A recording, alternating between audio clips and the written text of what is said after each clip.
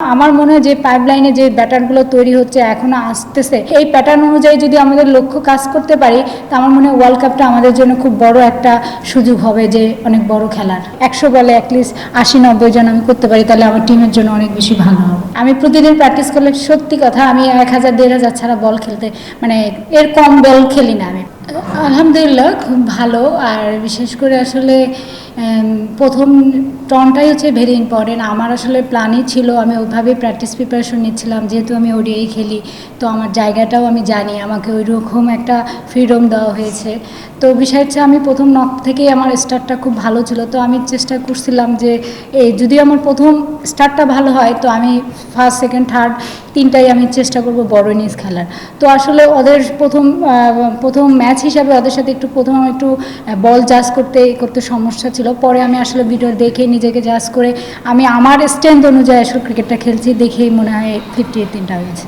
না আসলে বেসিক্যালি আমার সবচেয়ে বেশি ভালো লাগে যে আমি যাদের সাথে ব্যাট করি, সুপ্তা, হ্যাপি, এদের সাথে বেসিক্যালি ব্যাটিংটা আমার বেশি হয়।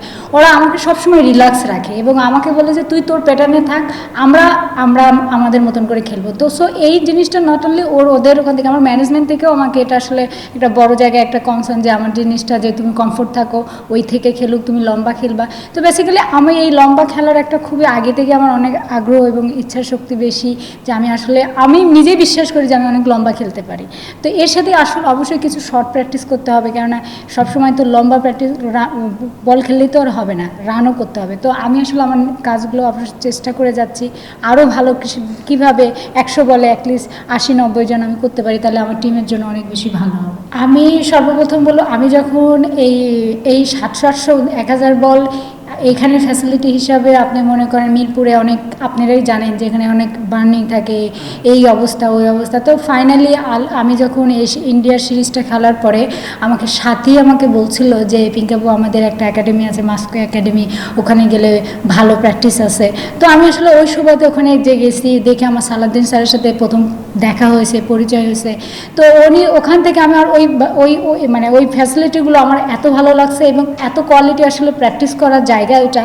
যদি কোনো প্লেয়ার যদি চায়, ইচ্ছা শক্তি প্রকাশ করে যে খেলতে চায়, ভালো প্লেয়ার হওয়া যায়, ওখানে অসাধারণ ফ্যাসিলিটি। তো ওখান থেকে আমার ওই পেশেন্টটা আরও বেশি তৈরি হয়েছে। এখন আমি প্রতিদিন প্র্যাকটিস করলে সত্যি কথা আমি 1000-1500 ছাড়া বল খেলতে এর কম বল খেলি না আমি। প্র্যাকটিস আবার এটা থাকবেই, এটা আমার রুটিন। বাট আমার ব্যাটিংটা কমে আসছে, আমি এখন সপ্তাহে 2 দিন ব্যাটিং করে আবার একদিন রেস্ট নিই, আবার 2 দিন ব্যাটিং, সপ্তাহে আমার 4 দিন। বাট এই 4 দিনে আমার এই 1000 বল খেলতেই হবে, এটা আমার পেশেন্ট। আমি মনে করি এই পেশেন্টে আমার লম্বা খেলার একটা প্রবণতা দেখায়। আলহামদুলিল্লাহ, অবশ্যই আপনি যখন একটা ব্যাটার হয়ে যখন এইরকম বড় মাইন্ডফুল করবেন, দলের জন্য একটা ভালো স্টার্ট দিতে পারবেন, অবশ্যই ব্যক্তিগত মধ্যে একটা স্যাটিসফাই লাগে যে আমি আসলে দলের জন্য কিছু করতে পেরেছি।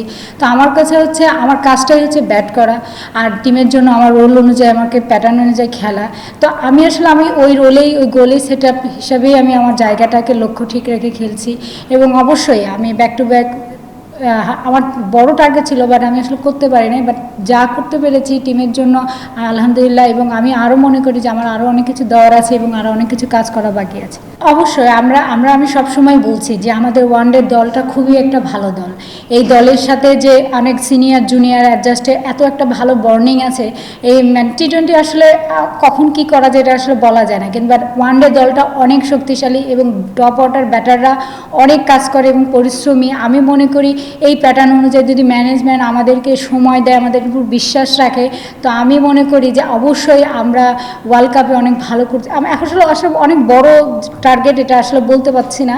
বাট আমার মনে হয় যে পাইপলাইনে যে প্যাটার্নগুলো তৈরি হচ্ছে এখনও আসতেছে, আমার মনে হয় এই প্যাটার্ন অনুযায়ী যদি আমাদের লক্ষ্য কাজ করতে পারি, তা আমার মনে হয় ওয়ার্ল্ড কাপটা আমাদের জন্য খুব বড় একটা সুযোগ হবে, যে অনেক বড় খেলার। না এটা তো অবশ্যই, এটা তো আপনার T20 ছিল, T20 আসলে ডিভিশনাল ব্যাটিং। বাট আমাদের ওয়ানডে সবসময় দেখেন আমরা 14টা ওয়ানডে খেলছি, একটা ওয়ানডে আমাদের 2-1টা ওয়ানডে ছাড়া আমরা কিন্তু সবাই কিন্তু মোটামুটি 200+ এবং টপ অর্ডাররা রান করছে। কিন্তু T20 কথাটা আমি আসলে বলতে পারবো না, সেটা ম্যানেজমেন্টে থাকে, আমি খেলিও না। আর ওর ভিতরে কী প্ল্যান থাকে আসলে আমি এটা জানিও না। বাট যারা খেলে অবশ্যই তাদেরকে একটু সময় দিতে হবে। T20 আসলেই অনেক একটা বড় একটা হার্ড হিটিং লাগে, রান লাগে। আর আমাদের তো ওই হিসাবে টুর্নামেন্টগুলো খুবই কম। এই হিসাবে আমি মনে করি মেয়েরা যা খেলতেছে আলহামদুলিল্লাহ অনেক ভালো, যদি একটা দুটা টুর্নামেন্ট T20 করা যায় সেই হিসাবে আমার মনে হয় যে আরেকটু ভালো হবে।